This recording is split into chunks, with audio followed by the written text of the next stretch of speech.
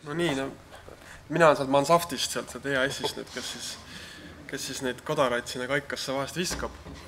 Et ma ei teagi, kus otsast alustada, et võib-olla õiendaks siis selle osa ära, mis seal selle idee alguses oli, et EAS on jah igasuguste piirangutega nüüd siis risti jalus ettevõtjatel, kes tahavad toetust saada.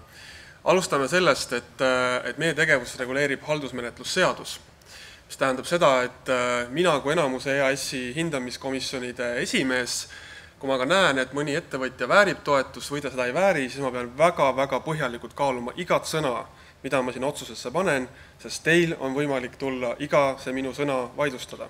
Ja mina pean olema valmis objektiivselt põhjendama seda kuni kohtuni välja, miks ma toetasin või ei toetanud teie projekti.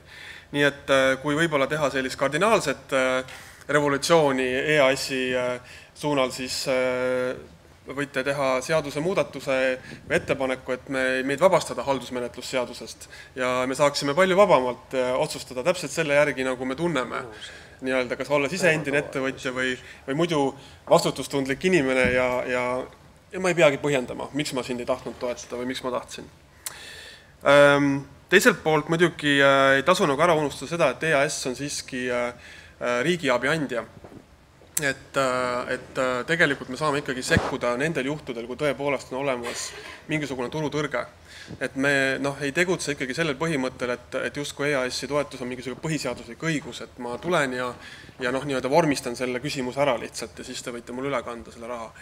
Et peab olema selgelt ikkagi mingisugune ergutav mõju, eks ju, sellel, kui meie sekkume mingisuguse ettevõtte tegevusse.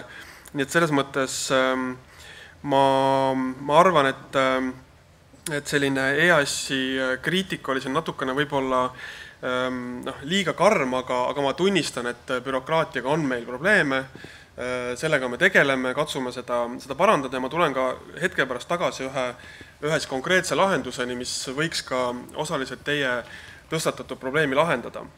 Aga nüüd nende maksude juurde, et meil siin istuvad need inimesed esireas, kes on võimelised seda muutma, et eks see on maailmavaateline küsimus.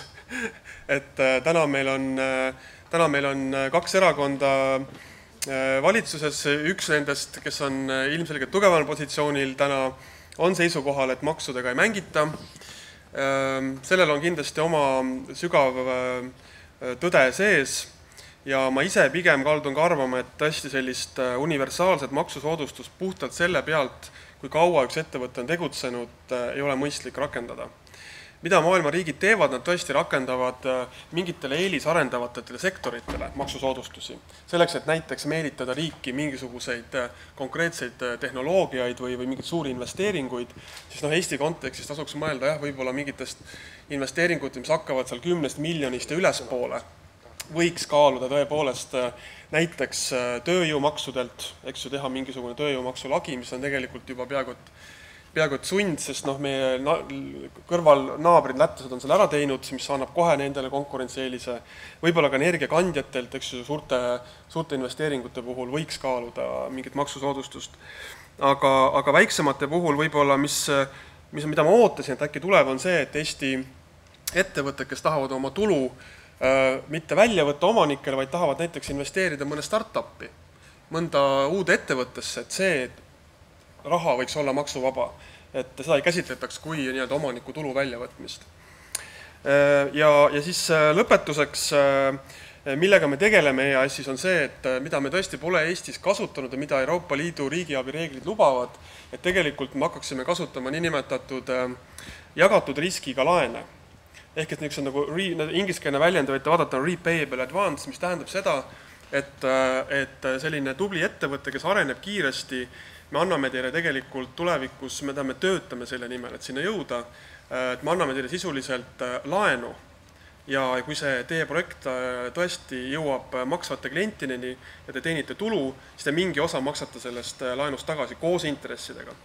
Ja kui on tegemist väga riskialti valdkonnaga, siis ja see asi ei lähe tööle, siis tegelikult on võimalik osa sellest laenust konverteerida ümber tagastamatuks abiks. Et sellist toodet me praegu valmistame ette, et selline asi oleks Eestis ka võimalik. See on mitmetes Euroopa riikides täna kasutusel.